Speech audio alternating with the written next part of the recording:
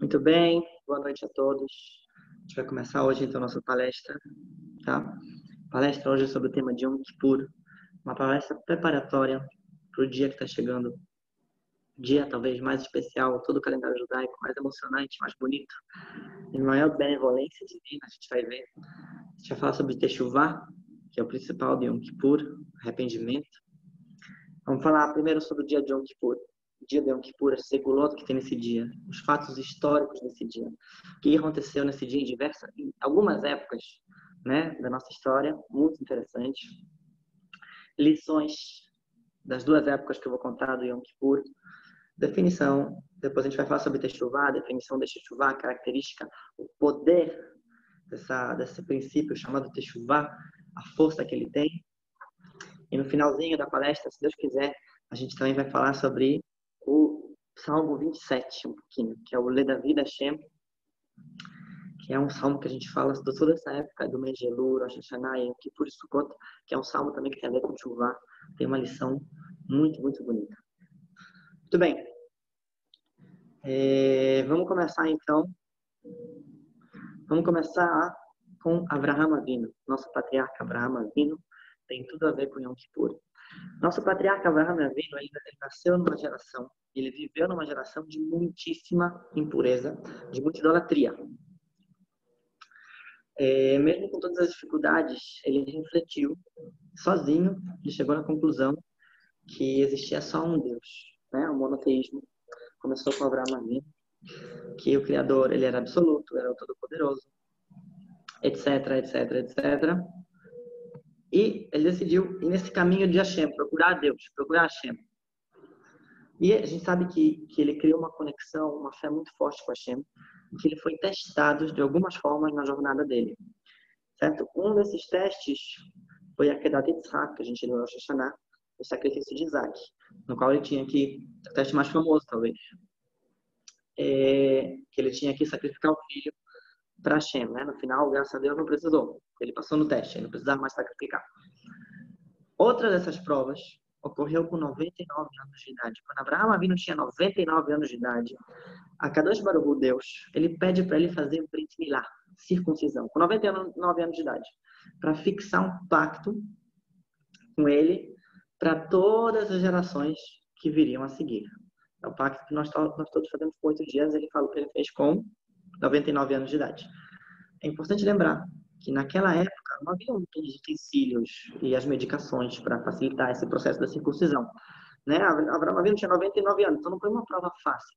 Foi uma prova de fé e de confiança em Deus. Nosso patriarca, ele ouve isso que Hashem pede de coração, ele faz o Brit Milá. Esse dia do Brit Milá, de acordo com vários sábios, era o dia 10 de Tishrei, o dia do Yom Kippur, 10 de Tishrei, o dia que vai começar para a gente no domingo à noite.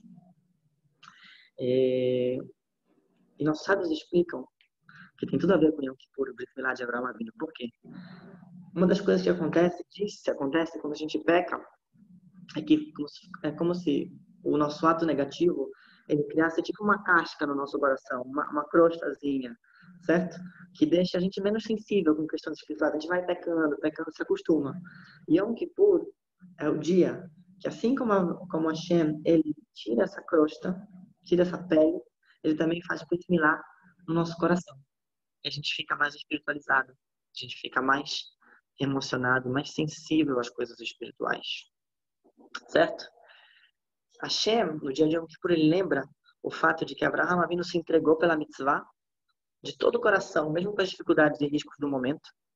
Nosso patriarca, né, por mérito disso, ele direciona também para os corações do povo de Israel e faz um Brit Milá no nosso coração.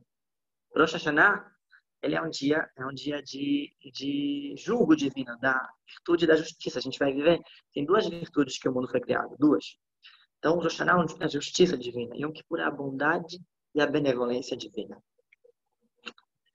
Então, Hashem, a gente fica sensível no Yom Kippur.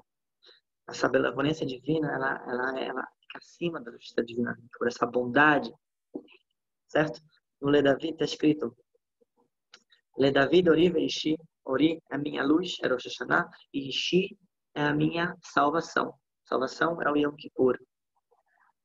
Então, primeira coisa, a gente tem que entender que ela aconteceu no Yom Kippur foi justamente o Brit Milá de Abraham Avinu.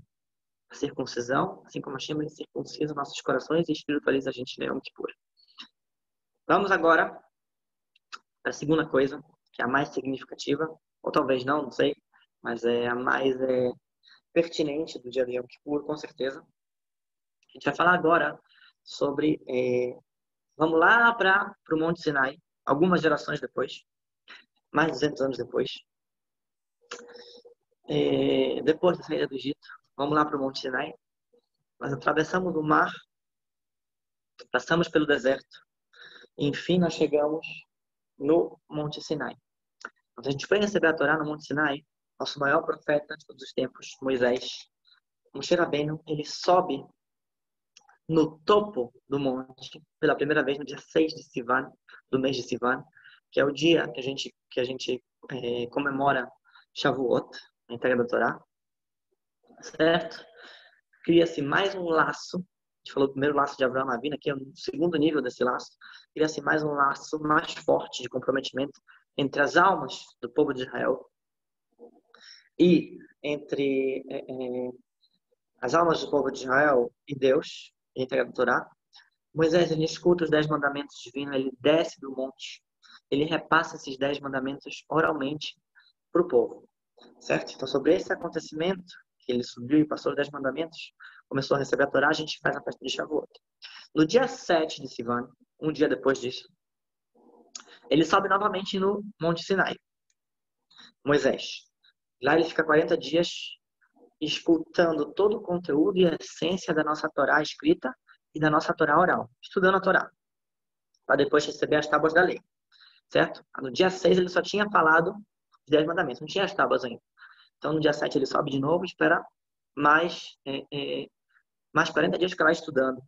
Quando ele desce, depois daqueles 40 dias do topo do monte, infelizmente, ele encontra o povo judeu envolvido num dos maiores pecados da nossa história, da história judaica. Qual é o pecado? Todo mundo sabe. Pecado do bezerro de ouro. Então, o que foi o bezerro de ouro? Alguns explicam que o povo calculou errado no momento que Moshe Rabbeinu ia voltar, achou que que Moisés estava atrasado, então por isso acabou queria criar um novo Moshe Rabbeinu, um novo elo, um novo canal com Deus, acabou se revolvendo lá, fazendo essa idolatria, essa avodazará. Foi uma consequência, como consequência dessa idolatria, que é um pecado muito grave. Imagina, a gente no Monte Sinai, Deus se revelando para a gente faz idolatria. Então foi um pecado muito grave, que enfureceu Deus fortemente contra o povo. Moisés, ele desce, ele vê esse pecado, ele quebra as tábuas da lei, ele queima o bezerro de ouro, tudo junto lá, e ele dá uma bronca no povo. Hashem fala, ele na verdade está testando aqui, Moshe Rabbeinu, Hashem fala em destruir o povo. Ele fala, olha, eles pecaram nesse nível, foi muito ruim, vamos criar um povo novo de você. Na verdade ele está testando Moshe. Moshe Rabbeinu, ele não abre mão, ele fala, não, eu vou ficar com esse povo. Se é o povo que eu vou andar com eles, se for para destruir eles, me destrói também. Se for para ficar, quero que eles fiquem também. Então, Hashem, ele está berraron af, está chateado com o povo, muito com raiva do povo, o povo foi um pecado muito grave. Moshe, de novo, ele repreende fortemente o povo. E ele passa mais 40 dias pedindo perdão e misericórdia para Hashem, falando com Hashem, aí que tem todo esse diálogo, ele quer apaziguar Hashem, como se fosse. Na verdade, é um teste para o povo. Depois ele desce de novo, certo? E Hashem decide dar mais uma chance para a gente. Que dia é esse que ele desce de novo pela segunda vez? Ele já ficou 40 dias ouvindo a Torá, mais 40 dias só ele falando com Hashem. Terceira vez ele desce, ele decide dar uma nova chance para o povo. Hashem fala para Moisés, pede para o povo se preparar, fazer techuvá, se arrepender dos pecados, se purificar, pedir perdão para mim, fazer uma reza 40 dias. Esses 40 dias são justamente o início das Selihot que a gente faz. Que a gente faz 40 dias de Selihot, desde o início do mês de Elul até Yom Kippur, que são exatamente 40 dias. Por isso que a gente faz Selihot, para lembrar desses 40 dias. Então, Moisés, ele fala para o povo se preparar, se purificar, e fica 40 dias rezando, se purificando e pedindo perdão para Deus, né? Moisés sobe pela terceira vez, agora, no Monte Sinai, por mais de 40 dias, terceiros, últimos 40 dias, nos quais, enquanto o povo está lá embaixo, rezando e pedindo perdão pelo próprio pecado, Moisés recebe novamente a Torá, também nova tábuas da lei, estuda novamente toda a Torá. No 40º dia, o povo faz um jejum, reza intensamente, fortifica esse Selihot. Moisés ele desce com as segundas tábuas da lei e com imensa gratidão de Hashem, ele avisa para todo mundo que o pecado do bezerro de ouro ele foi perdoado. Na verdade, a gente paga um pouquinho cada geração, mas a princípio ele foi perdoado. Ele avisa que Hashem vai continuar andando com a gente, certo? E que o nosso pacto ele é eterno. Esse pacto que se fez, depois dessa não vai ter outra. Hashem vai andar com a gente, com esse povo, para sempre. Esse dia, esse último dia que Moisés subiu por 40 dias, era justamente, como eu falei, o Rosh Chodesh do mês de Elul. Ele desceu no dia 10 de Tishrei, 40 dias depois, que era Yom Kippur, o dia que o povo jejuou. Esses 40 dias se tornaram, daquela geração para frente, os 40 dias chamados Yamim Noraim, os dias temíveis, os dias que a gente pede perdão pelo nosso pecado, pelos nossos pecados, os dias que a gente passa por Rosh Hashanah, os dias que a gente faz jejum no 40º dia, e os dias que a gente pede expiação dos nossos pecados, perdão dos nossos pecados. É por isso que a gente faz a Selihot, justamente nesses 40 dias, desde o início do mês de Elul até Rosh Hashanah. Então, dessa forma, esse ficou, para todas as gerações, esse período ficou marcado. Certo? É um dia de misericórdia e de perdão, e no 40º dia, que é o dia que ele desceu, Yom Kippur, o dia que Hashem, que teve a maior misericórdia divina, Hashem perdoou aquele pecado terrível, aquele pecado do bezerro de ouro. Tudo bem? Claro até aqui? Muito bem. Então, isso é o Yom Kippur. Yom Kippur é um dia que ficou marcado para as nações, para a gente fazer techuvá, para a gente receber a benevolência divina. Vamos agora falar sobre o que é techuvá. Um pouquinho a gente vai falar também sobre a criação do mundo que a gente vive, que Hashem nos criou, e o significado da techuvá para nós, como usar, que força é essa chamada techuvá, e como a gente usa ela para se arrepender dos pecados e para consertar os pecados. O mundo que a gente vive, está escrito no Gênesis, no Bereshit, quando Deus criou o mundo que a gente vive, ele criou com duas virtudes divinas. Por um lado, a justiça divina, Midat Adin, chamada de justiça divina. Por outro lado, Midat Hesed. O que é Midat Hesed? A virtude da bondade divina, da benevolência. Para entender melhor o que significa techuvá, primeiro a gente tem que entender melhor sobre essas duas virtudes divinas. O que é justiça? Justiça é o seguinte: a gente foi criado com livre-arbítrio, a gente escolhe entre fazer o bem ou o mal. A Torá fala, né? Hashem fala para a gente na Torá, isso é certo, isso é errado. A escolha é nossa, né? Às vezes a pessoa fala, eu sei o que é bom para mim. Às vezes você sabe o que é bom para você, às vezes você não sabe. Às vezes a gente não sabe. Às vezes a gente sabe o que é bom, às vezes não. Às vezes não só o que eu sinto é correto. Às vezes tem coisas que assim, no nosso coração, a gente tem que olhar no coração para escolher se é certo ou errado, às vezes não. Às vezes tem que olhar na Torá. O nosso coração tem a Torá lá dentro, né? Ele pode confundir a gente. A gente tem o nosso anjinho e o nosso diabinho, vamos dizer assim, nosso coração, que eles confundem a gente. A gente sente uma coisa para cá, sente uma coisa para lá, então é importante a gente ter nossas decisões não serem baseadas sempre só em sentimentos. Mas, de qualquer maneira, Hashem, ele fala, você pecou, você tem escolha para seguir, você pecou, você vai ser castigado, e você fez uma missão, uma coisa boa, você vai ser recompensado. Certo? Só que o que aconteceu? Para que existisse esse mérito, então tem que ter dois caminhos. A gente tem que ter vontade de fazer coisas boas, tem que ter vontade de fazer coisas ruins. Então, Hashem criou duas forças, o Yetzer Tov e o Yetzer Hara. A vontade de fazer coisas boas e a nossa vontade de pecar também. que ela está presente na nossa alma, as duas nas mesmas medidas, né? Quando a gente estuda mais Torá, quando a gente está ligada com Torá, com Mussar, com a ética judaica, então a gente fortalece mais uma.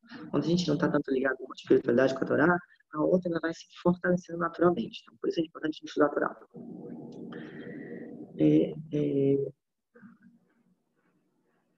é, cada vez que uma pessoa ela peca, na verdade, cada vez que uma pessoa ela peca, é como se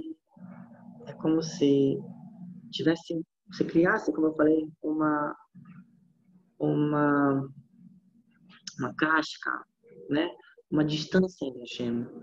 Uma distância. A pessoa fica estranha, uma estranheza com a própria alma da pessoa. Nossa alma, que é Hashem, é no íntimo, cada vez que a gente peca, é como se estivesse formando uma pequena incoerência dentro do nosso íntimo. Né? Quando a gente peca muito, a gente nem sente mais isso, mas nasce essa incoerência com a nossa essência. Cria uma distância entre Hashem e a nossa alma. Da mesma forma, quando a gente cumpre uma mitzvah, um mandamento, um ato de bondade, isso faz com que a alma se revele mais, a nossa alma, que é uma centelha divina, se revele mais forte, a gente se aproxima de Hashem. Então, isso é a justiça divina. Você fez bem, você vai para cima, você fez errado, você vai para baixo. Só que qual é o problema aqui? Hashem, quando ele criou o mundo, ele viu que o mundo não ia aguentar que fosse só tudo justo, justiça, justiça, justiça, justiça. Então, o que ele fez, né? Qual é a metáfora aqui? Dentro dessa virtude, ele jorrou, dessa virtude de justiça divina, ele jorrou uma outra virtude. A virtude da bondade e da benevolência divina, que é o Hesed, a segunda virtude. Os sábios explicam, quando Hashem criou o mundo, ele percebeu que o mundo não ia aguentar, não ia sustentar só com justiça, só pelo mérito da justiça. Então ele acrescentou essa força da Teshuvah. O que é Teshuvah? Se a gente fizesse uma coisa errada, se existisse só essa justiça, a gente ia ter que ser castigado na hora. Hashem, ele não faz assim. O que é a bondade divina? Bondade divina é que Hashem, ele dá tempo para a gente se arrepender. Ele dá parcelas, ele dá prazo, ele dá um cheque pedratado, ele fala, tudo bem, ele está fazendo errado hoje, eu não vou castigar ele agora. Vou dar um tempo para ele refletir, eu vou dar um tempo para ele se arrepender, eu vou dar um tempo para ele apagar esse erro cometido. Isso é Teshuvah, certo? A bondade de Hashem, ela está presente no mundo através da Teshuvah. Ela permite que a gente tenha tempo após o pecado para a gente refletir, se arrepender, aprender e consertar. Aí a gente pode se reconectar, certo? E consertar aquilo que foi feito, expiar o pecado, sem necessidade de ser castigado. Essa reflexão, esse arrependimento que ele faz a gente apagar o pecado, a gente chama de Teshuvah. E se a gente pensar bem, o que significa a palavra Teshuvah? A palavra Teshuvah, ela vem do verbo lashuv, que significa em hebraico voltar, retornar. Assim, aquela distância que ela se cria com o pecado, ela é apagada, certo? A Teshuvah permite que a gente retorne para nossa essência, retorne para Hashem. Nossos sábios, eles explicam que antes do mundo ser criado, já existia uma força chamada Teshuvah. O que quer dizer isso? Que a Teshuvah, essa força chamada Teshuvah, veio antes da criação do mundo. Porque o que significa é o seguinte, não é que já que existe pecado, existe essa força chamada Teshuvah. Não. Pelo contrário, já que existe essa força que faz a gente retornar para Hashem, então Hashem criou também o pecado, para a gente poder usar essa força de voltar. O mundo, Hashem criou um mundo que se afasta dele, que pode voltar, que pode consertar. Esse é o objetivo. Imaginem só, do que a gente está falando aqui? A gente está falando o seguinte, quantas vezes vocês não falaram na vida, vocês não pensaram, poxa, se eu pudesse voltar atrás, eu gostaria de ter contado aquilo que eu fiz errado. A Teshuvah, ela faz nossos pecados anteriores se tornarem méritos. Sabe o que é isso? É a força de consertar o passado. Imaginem só, quantas vezes a gente já falou, se eu pudesse voltar atrás, A Teshuvah é a força de voltar atrás. Se eu chegar lá em cima, eu fiz 10 pecados, eu fiz Teshuvah dos 10 pecados, daqui a 120 anos, se eu chegar lá em cima, ou qualquer pessoa chegar lá em cima, não é que eu vou falar, você fez e depois descomputou, não. Você nunca fez. Você nunca fez esses pecados, está tudo limpo aqui. Porque você fez chuvá. Você consertou retroativamente, certo? Aquilo que foi feito. Quando a gente faz a techuvá do coração, não é só que a gente deixou de pecar. A chuvá verdadeira, chuvá be'ahavá, chuvá com amor, quando a gente pessoa não faz só por temor, faz, poxa vida, eu tenho amor a Hashem, eu não quis fazer isso. Ela faz com que nossos pecados anteriores se tornem méritos. É uma coisa incrível, um poder incrível que Hashem deu pra gente. Esse é o poder da techuvá, o poder de consertar o passado, de apagar retroativamente tudo que foi feito. Isso é o poder da techuvá. Rabino Kuk, né? Ele explica no livro dele, Orot HaTeshuvah, As Luzes da Techuvá, que todas as pessoas, todos nós, nós nascemos com uma vontade ética muito forte no nosso mentinho. E nós temos, no fundo do nosso coração, uma vontade de fazer o bem, de fazer a coisa certa. Entretanto, a gente tem também aquele diabinho, Yetzirará, que o Yetzirará, ele vem para a pessoa e faz a gente dar umas caidinhas, dar umas tropeçadas. Às vezes a gente consegue dominar ele mais, às vezes a gente consegue dominar ele menos, né? O Yetzirará, ele tem um argumento muito forte. Um argumento muito forte que às vezes derruba a gente e faz a gente desistir. É o argumento do tudo ou nada. Ele fala pra gente o seguinte: vamos lá, Jacó, Arlash, o famoso Arlash. Tu já tá no nível bom de religiosidade, tu já é rabino, tu não precisa fazer mais, tu já faz o que a tua mãe fez, tu já faz o que teus pais faziam, né? Não sei o quê. Tu já faz o cachê no teu nível, já tá bom. Tu já vai de vez em quando nessa aula, não precisa ir mais. Tu vai numa machonarazinha, fala, não tem problema lá, Deus perdoa. Né? O pessoal fala, Yom Kippur, perdoa. Yom Kippur só perdoa se você fizer techuvá.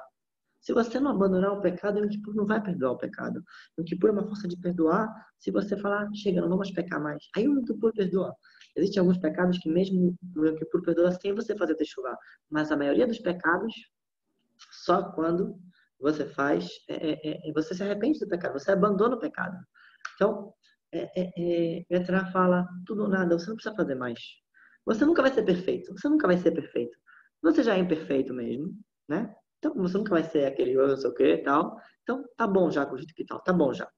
O famoso Yetzirah da mediocridade. Yetzirah do tá bom como tá, não precisa mais, né? A gente tem tudo na vida. Fazer um trabalho medíocre, fazer estudar de forma medíocre, apresentar resultados de forma medíocre, também no espiritual, medíocre, não, tudo ou nada, não precisa fazer tudo perfeito. Arlash! Certo? É como se ele dissesse, não precisa, você nunca vai ser perfeito. Eu vou falar para vocês que eu sou muito perfeccionista, tá? Eu sofri muito já no meu perfeccionismo com esse tipo de etc. Que você sempre, sabe, não tá valorizando o que tem, sempre precisa, não tá bom, não tá bom, não tá bom.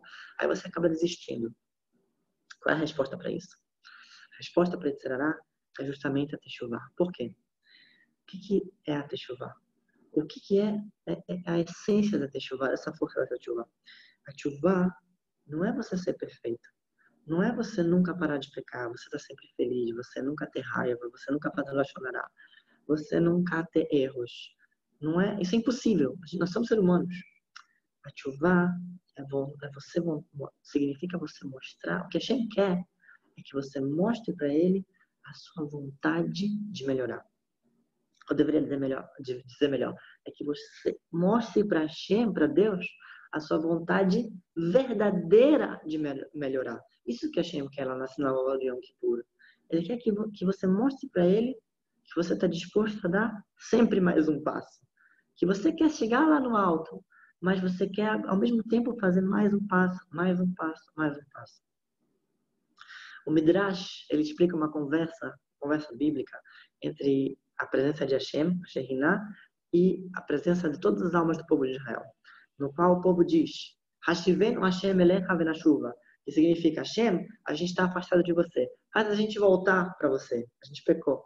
Hashem responde, Shuvu elai veshuva alechem, deem o primeiro passo, mostrem que vocês querem fazer de verdade, que vocês estão se esforçando, e eu vou fazer todo o resto acontecer. Hashem fala, abram um buraquinho, como um alfinete da agulha, e eu vou fazer o resto.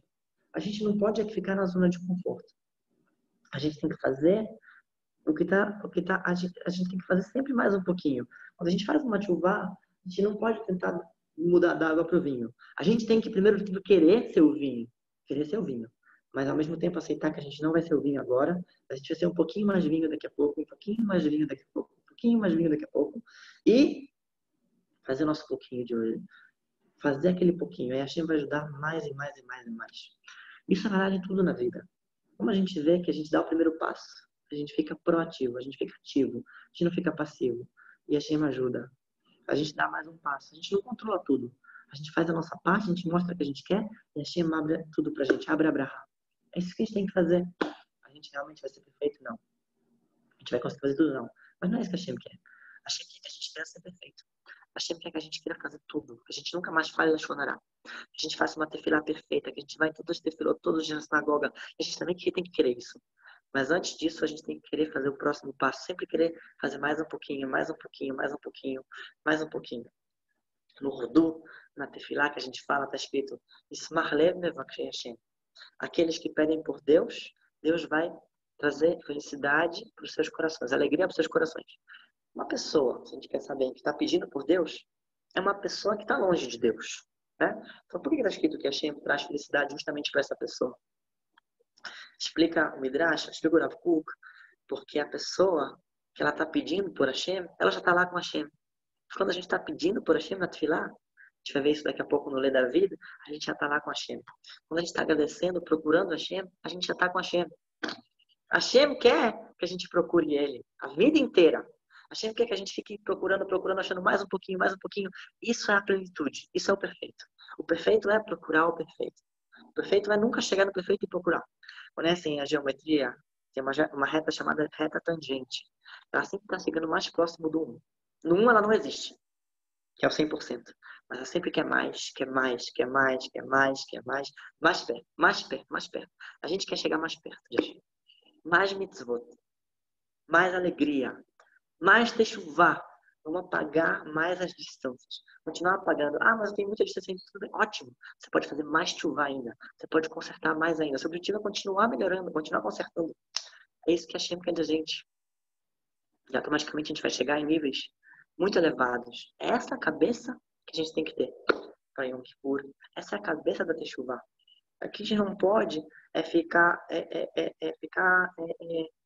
vamos dizer assim, olhando para o espelho retrovisor. O que é o espelho retrovisor? Quando acontece alguma coisa na nossa vida, a gente olha para trás, o eu de ontem. Quem é o eu de ontem? Quem é o Jacó de ontem? O Jacó faz isso, mas isso eu não faço. Então tá bom, esse ano também vou fazer isso, mas acabou Yom Kippur, eu não faço mais. Eu só vou no Yom Kippur, só vou no Rosh Hashanah, eu só vou no Shabbat, eu não vou no dia de semana, eu só faço isso de cachê, isso, aquilo, cachê. Eu convido vocês, nesse Yom Kippur, a quebrarem o espelho retrovisor. Por quê? Porque o que a gente é hoje é verdade, é resultado do que a gente fez. Espelho retrovisor. Mas o que a gente vai ser ano que vem, daqui nos próximos anos, é resultado do que a gente vai fazer no próximo ano. Então, convido todos vocês, nesse Yom Kippur, fazer uma tchuvá verdadeira, quebrar o espelho retrovisor, abrir o livro de Alahá, estudar mais Torá, mudar, porque é para isso que a gente veio, fazer techuvá, se arrepender, falar Hashem, eu pequei, next. Próximo degrau. É isso que a Hashem fez pra gente fazer techuvá. Certo?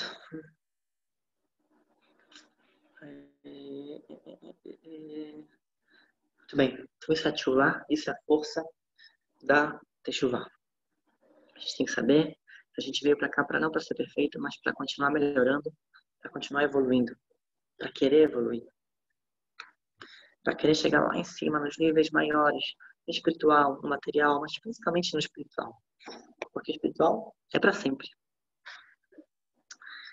Para finalizar, a gente vai agora falar um pouquinho sobre a tchuvá nos momentos mais fáceis da vida e a tchuvá nos momentos mais difíceis da vida. Para isso, eu vou convidar vocês a ler comigo alguns trechinhos do Lê da Vida Hashem Oliveishi, que a gente fala toda essa época no mês de Elul, Rosh Hashanah e Yom Kippur. Vou lembrar para vocês. Lê da Vida Adonai Oliveishi Mimira Adonai Mos Mimi Efrad. Então, Vou ler com vocês agora o Lê David. A gente vai ver aqui uma coisa incrível nesse Lê David. Eu vou traduzir para vocês explicando. Para quem não sabe, o Lê David é o Salmo número 27, escrito pelo rei Davi. Nem todos os salmos foram escritos pelo rei Davi. Alguns foram escritos pelos patriarcas, pelo próprio Adão Arishon, pelo Adão, e outros por outros profetas, etc. Mas o Salmo 27 foi escrito por pelo rei Davi, perdão. O Salmo começa assim: Lê David Hashem, Ori Veishi, você é minha luz, você é minha salvação. Eu não tenho que temer ninguém. Hashem Maoz Hayai Mefrad, não tenho medo de ninguém. Certo? Quando chegarem inimigos, Bekrovalai Mereim, Eholet Bessari, Remekashlu, meus inimigos vão cair quando tentarem me atacar. Se vier uma nova guerra, não vou temer. Se eles me atacarem, eu confio em você. Você é minha força, Hashem. É como se o rei Davi, nessa primeira metade dos Salmos, no Salmo 27, tivesse uma bolha protegida de Hashem, lá no alto da montanha, ninguém consegue chegar nele. Nenhum inimigo, ninguém consegue fazer mal para ele. Está tranquilo, tudo ótimo. Shivti beveit Hashem kolemihaya, eu quero ficar na casa de Hashem. Ele fala, todos os dias da minha vida, Lahzot meu Hashem, para sentir a luz divina. Essa é a primeira metade do Salmo. Tudo bem, tudo tranquilo, tudo ótimo, estou aqui na casa de Hashem, protegido, etc, etc. De repente, na segunda metade do Salmo, olha só como o tom do rei Davi, ele muda. Vou pular aqui uma frase. Shema Adonai Kol Yekra. De repente ele fala o seguinte: ouça Hashem, que eu vou gritar para te chamar. Veroneni Vanen, me responda, tenha benevolência de mim. Libiba Keshupanai, Alta Ataster Panechamimem, por favor, não oculte a sua face de mim. Ezrati Aiti, você foi sempre me ajuda, o que aconteceu agora? Altisheni, não me deixe aqui jogado. Unheni Beorach Mishor, Altitneni Benefesharai, não me deixe sofrer, por favor. De repente mudou o tom, ele está num momento de dificuldade. E aquela super fé parece que acabou, parece que agora Hashem está oculto, ele está procurando Hashem, o rei Davi. Que camo deixei que ele vai arrumar. E ele termina dizendo assim: se não fosse pela minha fé, Lirot Betuv Hashem, que eu vejo com a bondade de Deus, Beretz Haim, a terra da vida, que é o Olam Haba, né? Ele sentiu o Olam Haba aqui, eu não aguentaria.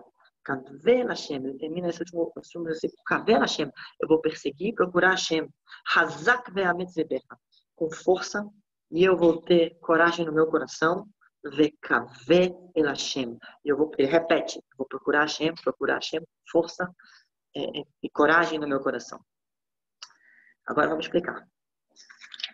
Primeira metade, na verdade, essas duas metades do Mizmor, do Salmo, elas representam duas fases da Teshuvah.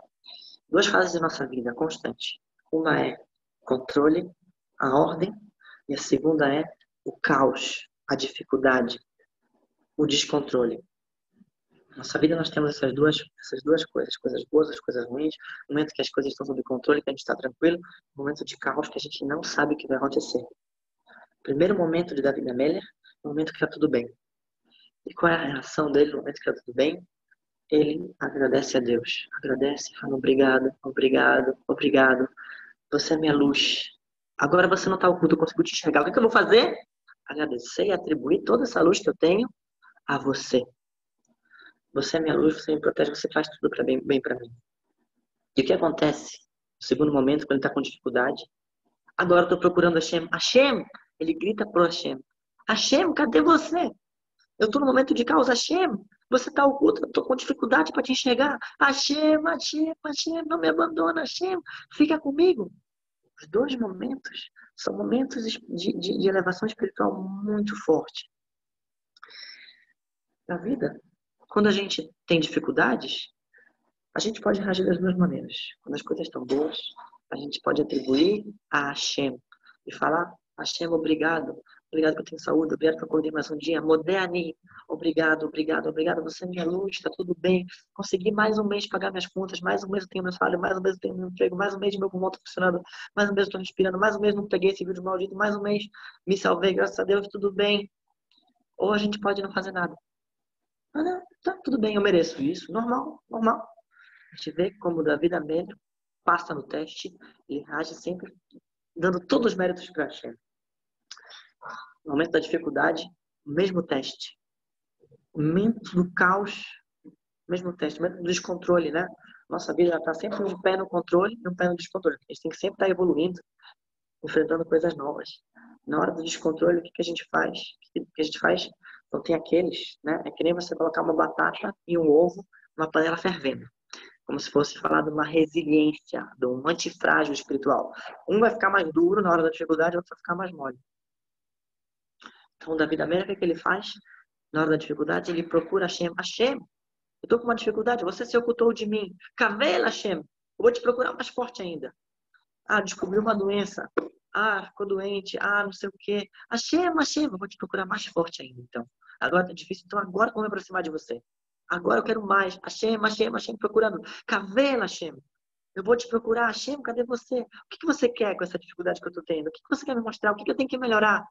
Talvez eu não tenha melhorado sozinho, para as coisas estavam boas. Eu tinha relaxado demais, por isso você mandou esse caos. Os dois testes, o teste da ordem e o teste do caos, são testes difíceis. A gente enxergar a Hashem aqui e procurar a Hashem aqui. Porque às vezes a Hashem ele dá o caos para a gente justamente se fortificar. Que a gente ia conseguir tirar uma luz de Techuvá justamente na hora do caos. Se fortificar, a Hashem quer saber, esse sarré aí não vai acordar às 5 da manhã para ir na Serihot. Eu vou puxar a orelha dele, aí ele vai me procurar. Esse daí só puxando a orelha dele, que ele vai para Serihot às 5 da manhã, senão ele vai ficar dormindo. Tá tudo bem? Não vai para Serihot às 5 da manhã. Esse daí não vai para a sinagoga. Esse daí não, nem fala mais comigo. Faz 30 dias que nem me dá um oi. Eu mandei o salário, mandei tudo, não sei o que, só reclama. Tá bom, vou puxar a orelha, ver se ele lembra que eu existo. Né? E tem aquela pessoa que nem isso adianta. Ela só lembra de Deus para reclamar. Deus é injusto, Deus não presta, por que Deus faz isso comigo? São os seus pecados que fazem isso com você. Não é Deus. São as suas decisões. Não é Deus, não é Hashem. Porque você só lembra dele para reclamar, né? Alguém me perguntou uma vez, Rabina, mas como é que eu sei qual é o próximo passo que eu tenho que fazer Techuvá agora? Ah, pensa o que tu não queres fazer agora. Não, tudo menos isso. Pois é esse mesmo que tu tem que melhorar agora. É esse que tu estás com mais preguiça, que tu acha, não, isso não. É isso que tu tem que melhorar agora. Cada pessoa sabe qual é o próximo passo, geralmente. Se não, pode falar comigo que eu ajudo. A gente nunca faz começa com coisas difíceis, a gente começa com coisas fáceis. Mas a gente tem que chegar lá longe. Do mesmo jeito que a gente começa com um salário de 2, 3 mil, a gente quer chegar no 20, 30, 40, 50 mil. Tem que querer chegar lá. De qualquer maneira, o Lê da Vida, ele mostra dois aspectos da Techuvá e da gratidão com Deus. Como você reage na hora das dificuldades, na hora que as coisas estão boas.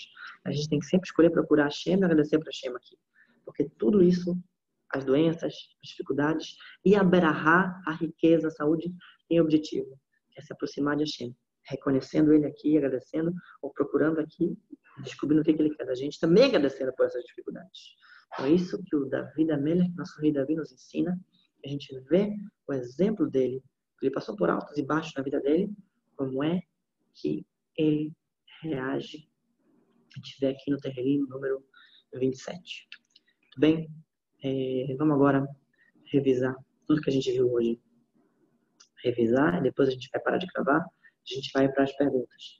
A gente falou que Yom Kippur é o dia aqui da circuncisão de Avraham Avinu, que foi um teste que ele passou. Por esse mérito, Hashem, ele vai e deixa o nosso coração com menos cascas, fica mais espiritualizado. A gente falou que Yom Kippur foi o dia que a gente terminou o processo de 40 dias de Teshuvá, na época do recebimento do Torá, um pouco depois, né? Que Moshe Rabbeinu subiu a terceira vez no Monte Sinai. E, portanto, foi o momento da Teshuvá. E Hashem perdoou a gente pelo pecado do bezerro de ouro depois desse processo. Por isso que a gente tem o processo das Selihot.